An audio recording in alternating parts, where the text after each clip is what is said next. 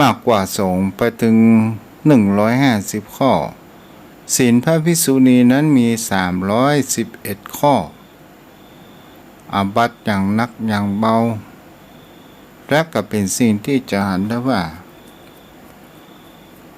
ทำไมพระองค์ที่แรกนั้นก็ไปอย่างที่จะให้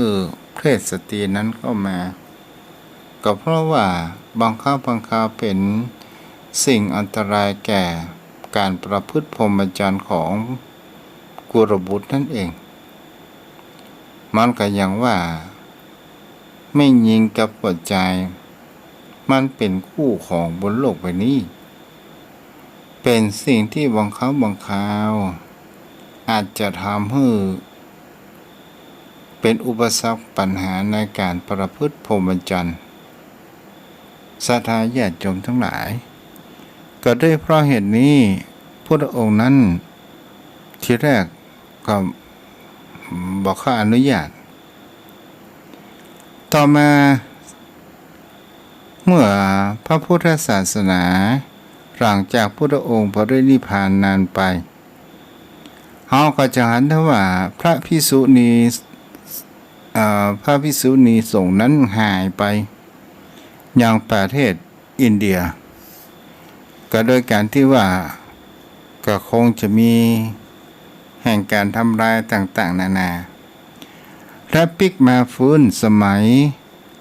ของพระเจ้าอโศกมหาราชเป็นผู้ก่อตั้งในการที่ว่าหรือฟื้นแห่งเขาว่าเป็นพระภิกษุณีนั้นเกิดขึ้นมาใหม่และก็มีตามประเทศศรีลังกาแต่ประเทศไทยของเรานั้นไม่ได้เอามาเพราะอะไรอย่างก็เพราะว่ามันเป็นอุปสรรคปัญหาในความเป็นอยู่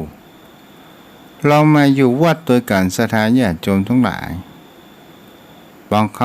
ราวพระสงฆ์องค์ข้าเจ้าท้าวว่าพระภิกษุณีหนุ่มตู้เจ้าก็หนุ่มมันจะอย่างจะเกิดขึ้นความรักจะเกิดขึ้นด้วยความใกล้ชิดเสียงใดประเท่ากับเสียงอะไรอย่างก็ตามที่มีอำนาจก็คือเสียงต่อเพศตรงข้ามและก็เป็นสิ่งที่เราก็อ่านกันได้นี่แหละเป็นสิ่งที่ในประเทศไทยเราไม่ได้เอามาตัวเนาะโยมพ่อโยมแม่ท่านผู้ฟังวันนี้ก็พอสมควรแก่เวลามานักมาน้อยนะวันพวกเป็นแรงก็มาฟังกันใหม่วันนี้ตัวเขาหลับตัวเด้ออนุโมทนาแม่อ้อยอรพินเด้อแม่ที่รับฟังอยู่เอาละโยมพ่อโยมแม่ที่อยู่ทางบ้านใครจะโทรมาก็โทรมาได้เด้อ0631639950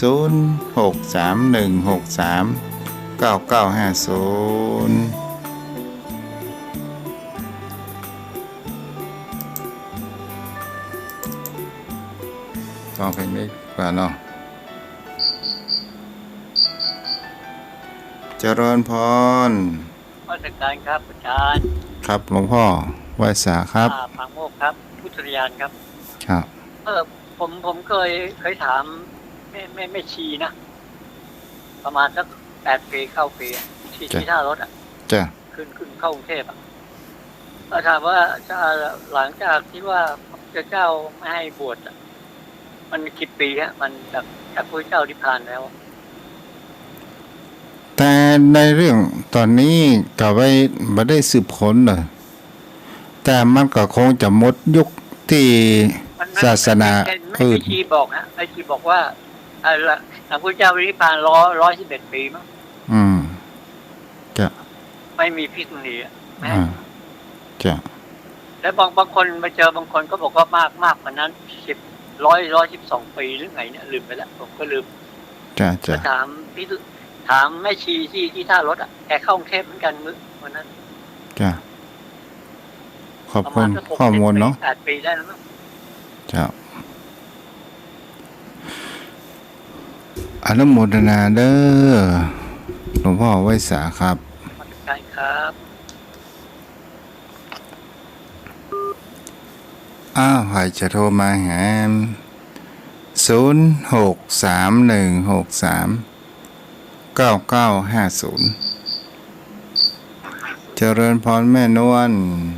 จ้าไหว้ศาลเจ้า จ้าแม่ แม่ปิดวิทยุกับแม่ ดีเนาะ มันเสียงมันกล้อง จ้า จ้า ฟังทั้งวันนี้ก็ม่วนดีเนาะ ทุเจ้าอู้เรื่องอย่างอ่ะ ผู้เรื่องสุภาพนี่เป็นเรื่องของราชุนีอ่ะ จ้า ล่ะเจ้า ฟังตั้งแต่เจ้ามาแล้วนะ น่ากะ กำลังจะเข้ามานอนนี่ขี้นอนอยู่นอกข้างเจ้า โอ้เจ้าดีละหนาวก็แม่ หนาวเจ้าเริ่มหนาวละฝนก็เริ่มยั่งแล้วเจ้า จ้าบุญรักษาได้แม่เด้อ จ้าไหว้ศาลเจ้า จ้าแม่นวลหยอกคำปันโทรเข้ามาได้แม่บัวบุญ0631639950เจริญพร มาสการเจ้าอู้เรื่องหมาน้อยกินนมเจ้า ป่วนปอไปผ่านไปมัตวาละ แม่ยังใกล้หัวค้างอยู่อ่ะ จ้าก ำลังจะนอนวันนี้อากาศเย็นดีจ้ะ เจ้าดีละ นะ ข้าวหนาวเนี่ยเนาะ แม่ขึ้นไปไม่กับใครหัวหมาน้อย นึกว่าประเทศอะไรวันนี้นะอีกอ่ะ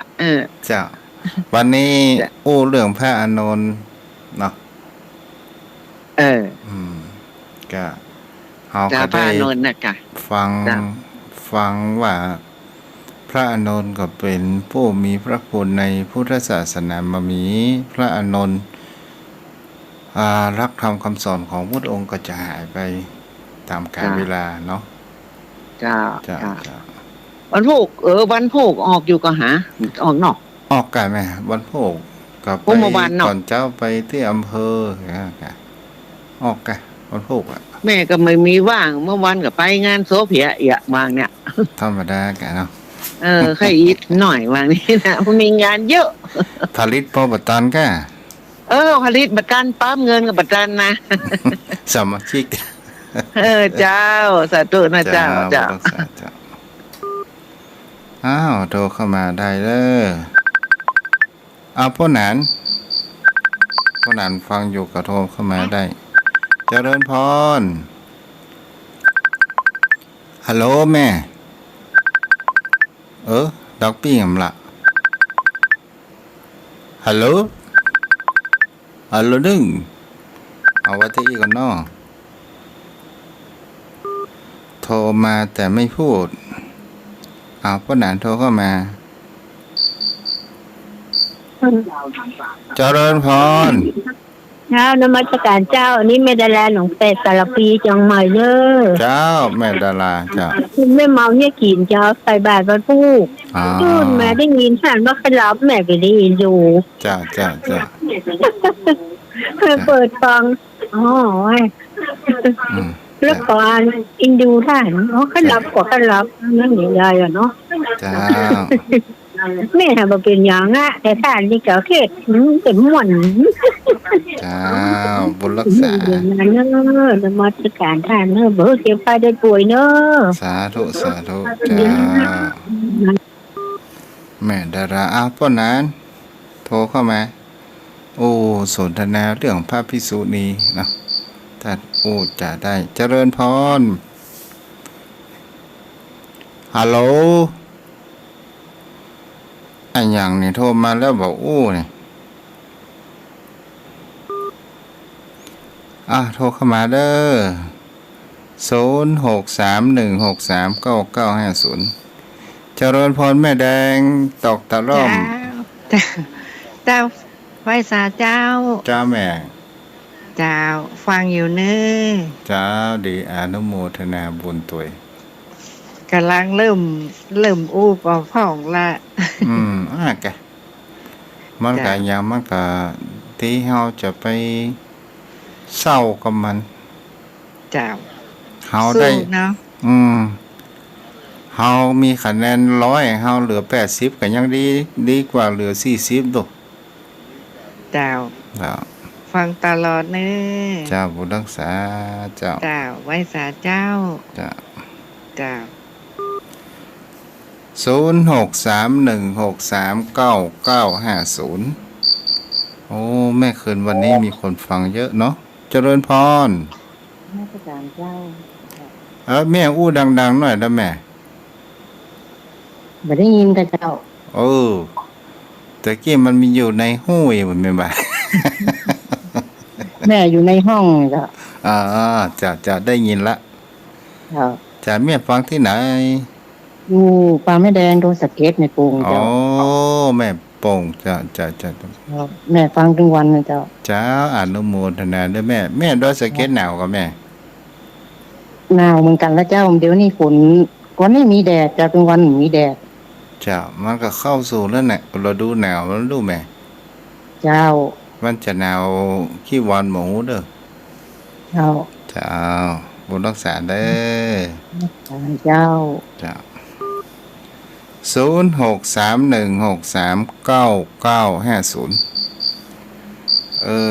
กว่าจะได้นะพ่อหนานได้ หม้อประจันแม่นท่านพระคุณเจ้า โอ้ตาก็บ่เคยดีสู้ผู้สูงอายุบ่ได้เนี่ยเป็นโลนแข่งเพิ่นแข่งขาก็บ่ดี มันจะมึนไปกะหาท่านเจ้าให้ปั่นคนอื่นเรื่องพิษุณีท่านพระคุณเจ้า เจ้า มันจะหมดไปก็ประมาณสัก100ป่ายนะเพราะว่ามาฟื้นมาแห่มสมัยของ พระเจ้า พระเจ้าอโศกใช่ครับ อันคือเมื่อสมัยพุทธกาลอันเล่าตั้งแต่สายพระอานนท์พระอานนท์นี่เพิ่นเกิดเพิ่นเป็นพระสหชาติเดียวกับพระพุทธเจ้าพระพุทธเจ้าปรินิพพานได้80ปีพระอานนท์อยู่มาแห่ม40ปีถึงจะอนิพพานเพราะพระอานนท์มีอายุได้100ท่านพระคุณเจ้า เจ้า พระอานนท์มีลูกศิษย์สายของพระอานนท์นะสายของพระอุบาลีกับพระมหากัสสปะนี่ผมขออนุญาตบ่ได้อู้แต่ในสายพระอานนท์นี่จะมีลูกศิษย์อยู่สายพระอานนท์หนึ่งมีลูกศิษย์ก็คือพระสิทธิญาณสัมพุติเถระอันนี้เป็นลูกศิษย์ของสายพระอานนท์ อันนี้ลูกศิษย์ที่อุปถัมภ์อุปถากที่เป็นผู้มีอุปการะมากเป็นก่อน ครับ แล้วก็ลูกศิษย์ของพระญาณพระสิทธิญาณสัมพุติเนี่ยมีลูกศิษย์เอกก็คือพระมหาประพุทธเนี่ยจากพระอานนท์40 ปีมาบวกกับของพระสิทธิญาณสัมพุติในแห่ง60 ปีแล้วมาบวกปัญหาเฮาบ่อู้ไปล่วงไปในเครือข่ายนั้นเถอะเฮาอู้เรื่องความเป็นภิกษุณีเนี่ยครับในจิตใจของพระพุทธองค์แท้ที่จริงแล้วบ่อยากจะอนุญาตคือเพิ่นอย่างท่านเจ้าว่าพระอานนท์ก็ขอร้อง 2-3 รอบแล้วก็เพิ่นก็หันว่าอันความตั้งใจของพระนางประชาบดีโคตมีพระนางนะเพิ่นอยากบวชแต่พุทธองค์ก็ฮู้ว่าเพิ่นกลัวอายุศาสนามันสั้นแล้วก็ผู้หญิงเนี่ยมันมีล่อแหลม1หญิงย่อมเป็นข้าศึกแก่พรหมจรรย์อย่างหนึ่งและผู้หญิงเนี่ยมันเป็นเพศที่อ่อนคือเพิ่นกลัวว่าเดี๋ยวจะถูกผู้ชายมาทำให้แม่หญิงเนี่ยต่อสู้อย่างบ่ได้เพราะเป็นเพศที่อ่อนแอน้อยครับเพิ่นก็เลยบอกอยากให้บวชเพิ่นเลยตั้งข้อปฏิบัติข้อวัดปฏิบัติไว้ถึง311ข้อแล้วมันมีอยู่ข้อหนึ่งนะท่านพระพุทธเจ้ามันนักกว่าศีลของพระภิกษุก็คือพระภิกษุเสพเมถุน